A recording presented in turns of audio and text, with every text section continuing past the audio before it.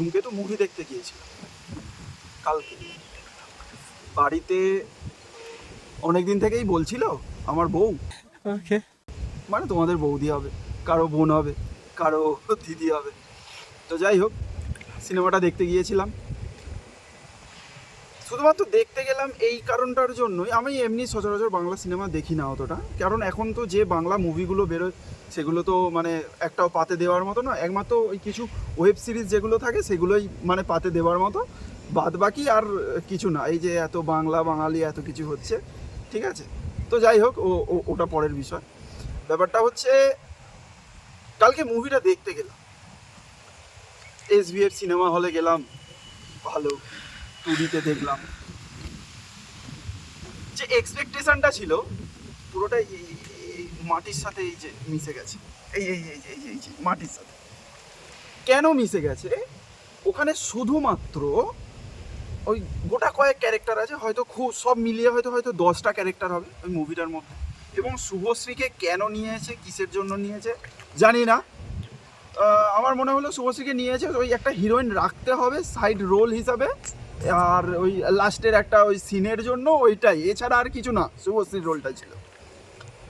আর ওখানে দুটো character mainly ছিল, যেটা হচ্ছে রুদ্রনীল এবং দেব। সত্যি কথা বলতে কি, দেব যে মুভিটায় কাজ করেছে অসাধারণ কাজ করেছে। এবং রুদ্রনীল, এর মানে রুদ্রনীলের কথা মানে আর কি তুলনাই করা যাবে না, এতটা ভালো অভিনয় করেছে। কিন্তু সত্যি মুভিটার মানে কোথা থেকে শুরু হলো, কেন শুরু হলো মুভিটা, আর কেনই বা মুভিটা শেষ করলো, কিছু আমি বুঝতে পারলাম না। লাস্টে যে সিনটা, ওই যে কি বম টম বেঁধে নিয়ে ঘাতে পায়ে মাথায় গায়ে বেঁধে নিয়ে মাঝে চলে গেল, কাকে মারতে গেল, কেনই বা মানে মারলো, মানে মেরে শেষকালে লাস্টে কি হলো, কিছুই দেখা গেল না, আর কিছুই বোঝা গেল না। তো আমার তো সিনেমাটা যথেষ্ট জঘন্য লেগেছে, হয়তো কারো ভালো লেগেছে, তবে এটা আমার পার্সপেক্টিভ দিক থেকে বলছি, যাচ্ছে তাই সিনেমা, যাচ্ছে তাই। এর থেকে মানে যেগুলো ওই হইচই যে সিরিজগুলো হয় না, ওগুলো অনেক ভালো, ওগুলো অনেক ভালো।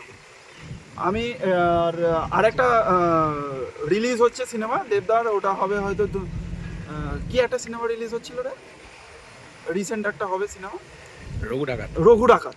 হ্যাঁ, রঘু ডাকাত।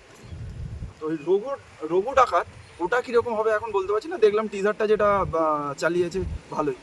হয়তো বাংলা সিনেমাতে এই প্রথম দেখা যাচ্ছে যে কোনো একটা মুভি দেখতে গেলে তার আগে একটা অন্য মুভির টিজার চালু করা হচ্ছে, ঠিক আছে।